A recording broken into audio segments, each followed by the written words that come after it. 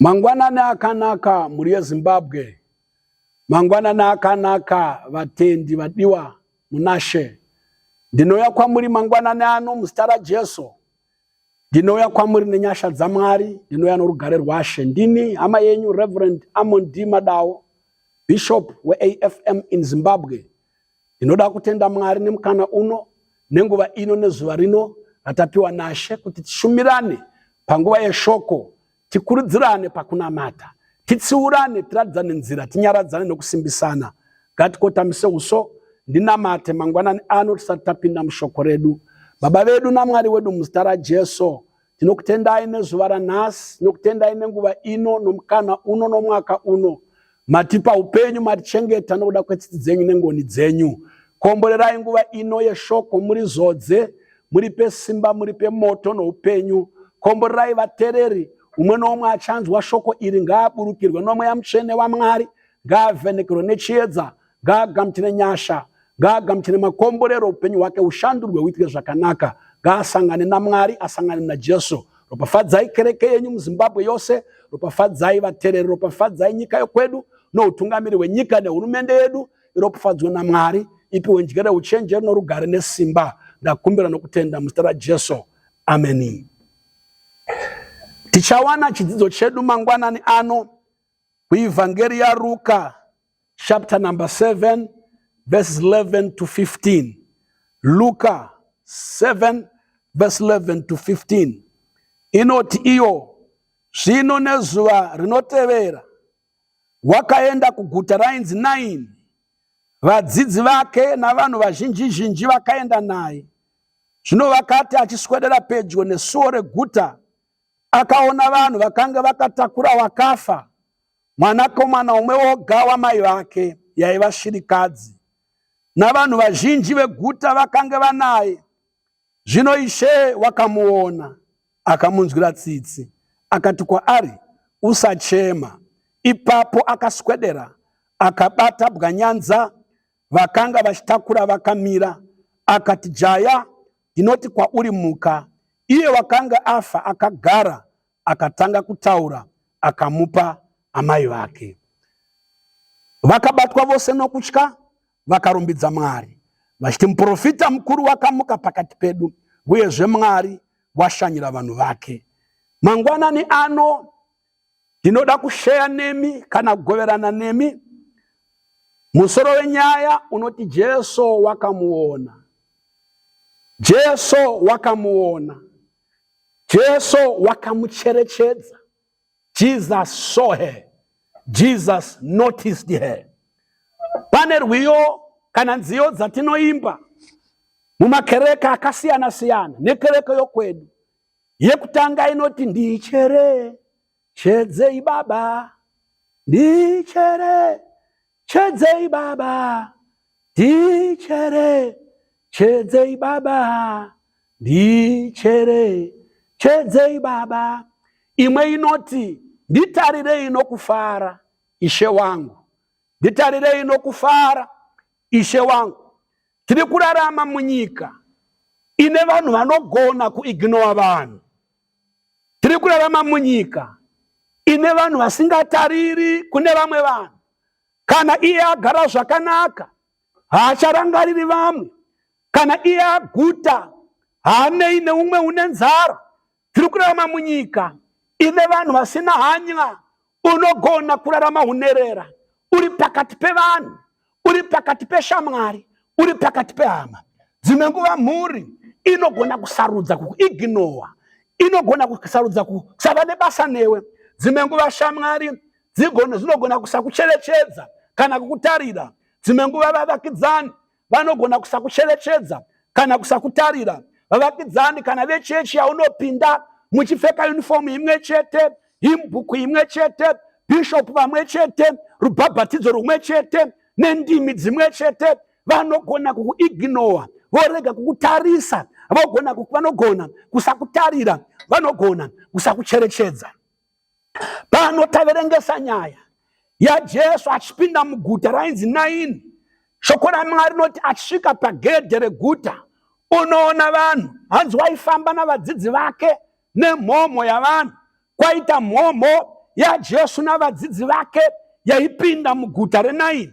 Shoko raMwari rinoti achipinda muguta unosangana zvakare neimwe mhomho yesangano renhamo, yesangano raive nemariro, resangano rakanga rakatakura mukomana waienda kunovigwa ari mwanakomana weshirikadzi.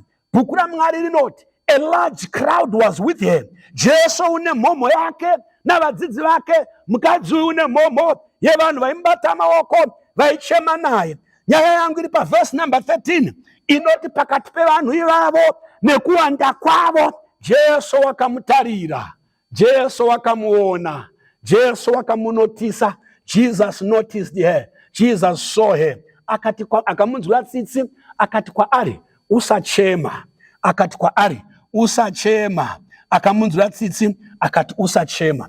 Vana baba namai, Jesu amuona ataura mashoko ekuti usachema, amunzwira tsitsi, unomisa vakanga vakatakura bwanyanza, bwanyanza ishona inoreva coffin, vakanga vakatakura mukomana wakanga akafa. Shoko raMwari notiro avamisa akati iye jayamuka. Vana baba namai, regai ndidzokere panyaya yangu.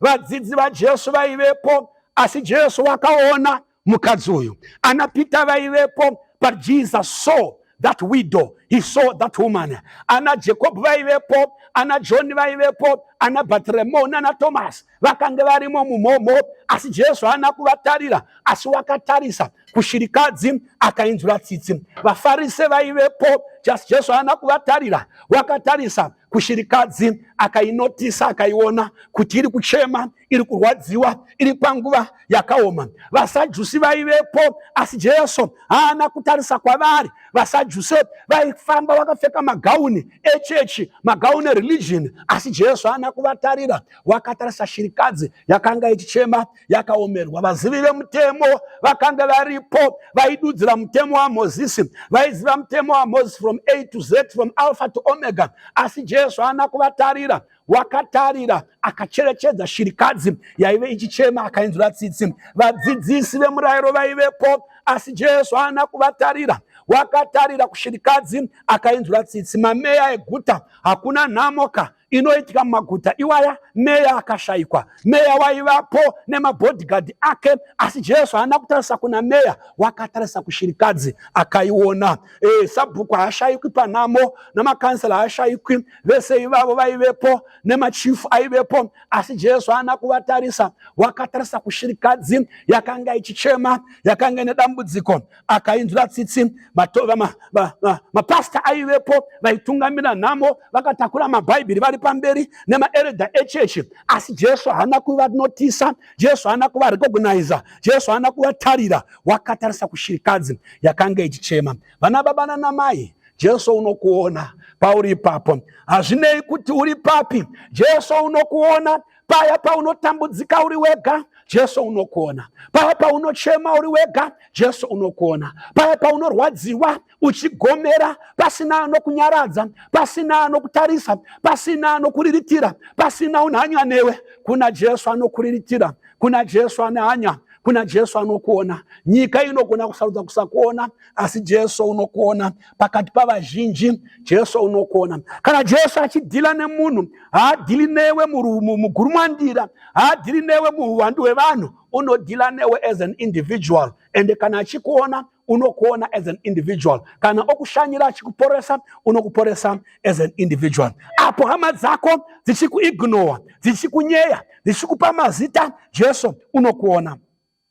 Shamwari dzako dzichikusiya, Jesu ishamwari inoita stick closer than a brother. Nama neighbors achikuramba, achikudinaya, achikuita forsake, Jesus will never forsake you. Even when church mates and even church leaders and church elders and church pastors ignore and discriminate against you, Jesu anokuona. In your pain, mukurwadziwa kwako, Jesu anokuona. Matambudziko ako, Jesu anokuona. Pamisodzi yako uchichema, Jesu anokuona. Paushirikadzi wako, paya pawakatorerwa fuma, uchitorerwa mari, uchitukwa nehama dzemurume, uchi ndiwo wakauraya, ndiwo wakaroya, ndiwo wakadyisa. Jesu anokuona paya pawakaodzwa moyo. In your disappointment, Jesus sees you. In your rejection, Jesus sees you. Paunerera wako pane unerera unorwadza wekuti unoshaiwa hama kuhama dzababa, woshaiwa hama kuhama dzamai, woshaiwa hama munharaunda yaunogara, dzingamira newe dzokupa zvekudya, dzingamira newe dzokupa hembe, dzingamira newe dzokuendesa kuchikoro. Jesu unokuona, ende Jesu akakuona pawakabatwa zvakaipa navanhu vachikushungurudza. Jesu akakuona in your pain, in your abuse, when you are abused. Uri mwana mudiki, when you are abused even today, uchiabuswa kubasa, uchiabuswa mumarriage, uchiabuswa kuhama dzako, Jesu anakuona. Akaiona shirikadzi, shirikadzi isina chinhu, shirikadzi isina mari, shirikadzi isina hembe dzinonyeyevedza. Mazuva iwayo, pamazuva iwayo shirikadzi dzaitarisirwa pasi. Pamazuva iwayo shirikadzi dzaitorwa senge property yehama dzemurume dzasara kana murume wake afa.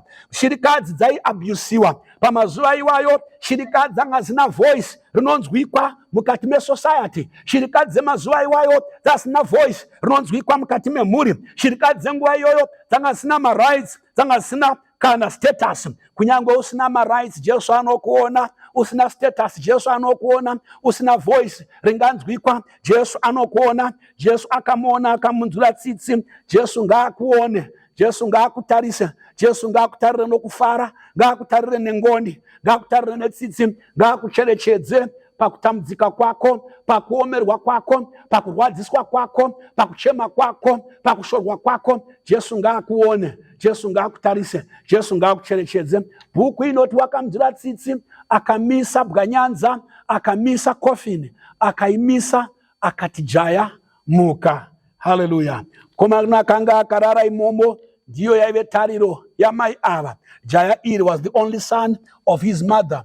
Ndiye akanga ari ramangwana reshirikadzi iyi. Ndiye aive breadwinner yomukomana uyu, yamai ava. Mukomana uyu ndiye aive provider wamai vake, ndiye waive defender yamai vake, asi wakanga afa. Kunyika muna Satani, mune mweya yetsvina, mune mhepo, mune varoyi vanodestroya munhu wakatemba naye, vanodestroya madestiny helpers ako, vanodestroya vanakomana vako.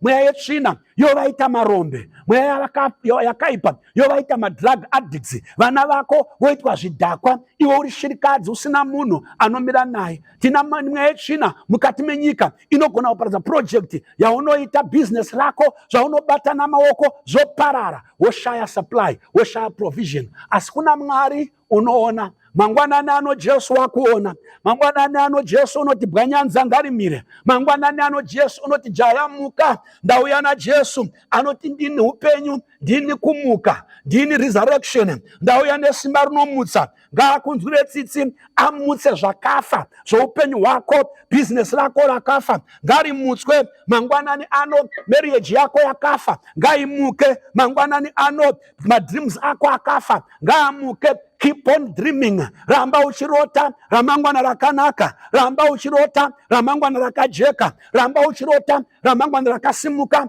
Jesu unomutsa. Don't allow your dream to die. Usatandela future yako kuti iparare. Jesu unomutsa ramangwana rako. Jesu unomutsa tariro yako. Ngaamutse pfungwa dzako dzakafa, ngaamutse utano wako wakafa. Jesu unokuda, Jesu unahanya newe. Ndiye shamwari yakanaka, ndiye mufudzi wakanaka, wakarasira makwai ake upenyu kuti iye nekufa kwake tiwane upenyu. Wakava chivi pamuchinjikwa, atakura zvivi zvedu kuti iwe neni tive kururama kwaMwari. Wakafa rufu rwedu kuti iwe neni tiyananiswe naMwari. Tendeuka mangwanani ano ugamuchire Jesu. Tendeuka mangwanani ano urambe usiyane nezveupenyu huno zvepano pasi zvisina maturo, zvinongove kutandanisana nemhepo. Utevere Jesu. Jesu unokuona, Jesu unokunzwira tsitsi. Pane nziyo inoimbwa inoti kana zvarema daidzai Jesu, ndiye mutungamiri akanaka. Kana zvarema daidzai Jesu, ndiye shamwari yakanaka, ndiyo hama yakanaka. Jesu unokuona, hama yangu. rega kuora moyo uchiti vanhu havachandioni, rega kutora tambo uchinozvisungirira uchiti vanhu havandioni, usatsvaka kuonekwa navanhu. Jesu unokuona. Usatora mushonga wemakonzo uchimwa kuti ufe. Jesu unokuona. Mune tariro muna Jesu, mune change of story muna Jesu, mune shift muna Jesu. Mugamuchire upenyu hwako ushanduke. Rega kupererwa, rega kuomerwa. Shirikadzi Jesu wakaiona pavazhinji vari muZimbabwe, pavazhinji vari muAfrica, pavazhinji vari munyika ino yose. Jesu unokuona. Unokuona uye unoburukira kwauri as an individual. Jesu ngaakurangarire, Jesu ngaakucherechedze, Jesu ngaakutarire nokufara, aburuke mukati memba yako, aburukire pamoyo wako, aburukire muupenyu wako. Pane rima pave nechiedza, pane rufu pave neupenyu, pane kuchema pave norunyararo, pane zvivi pave nekuregerwa kwezvivi, pave nekuyanana naMwari. Jesu wakamuona akamunzira tsitsi. Nanhasi Jesu wakuona, ndosaka wanzwa shoko iri. Mwari wakuona, ndosaka wana mukana wekunzwa shoko iri uri mupenyu usati wafa. Rega ndinamate. Mwari wokudenga, munotiziva namazita edu, munotiona patigere, munotiona patiri. Hama dzangu dzanzwa shoko iri, vatereri ngavaonekwe nemi, ngavarangarirwe nemi, ngavashanyirwe nemi, ngavavhenekerwe menje. Vanochema ngavanyaradzwe, vanorwara ngavapore, vakasungwa ngavasunungurwe, vakaroyiwa ngavaroyunurwe, vane mweya yetsvina ngaibude iende izvozvi nezita raJesu. Zvirwere ngazvitukwe zviparadzwe. Jesu vatarirei nokufara, vatarirei nengoni, vatarirei netsitsi dzenyu, vatumire ruponeso nedzikino nenyasha. Ndakumbira nokutenda. Tarirai nyika yokwedu, regerai zvivi zvayo, regerai zvikanganiso zvayo, ngairangarirwe nemi, ikomborerwe nemi, inatswe nemi, isimudzwe nemi, ivhenekerwe nemi, ichengetwe nokurirwa nemi. Ndaisa zvose mumaoko enyu, muzita raBaba, nereMwanakomana, neramweya Mutsvene. Amen.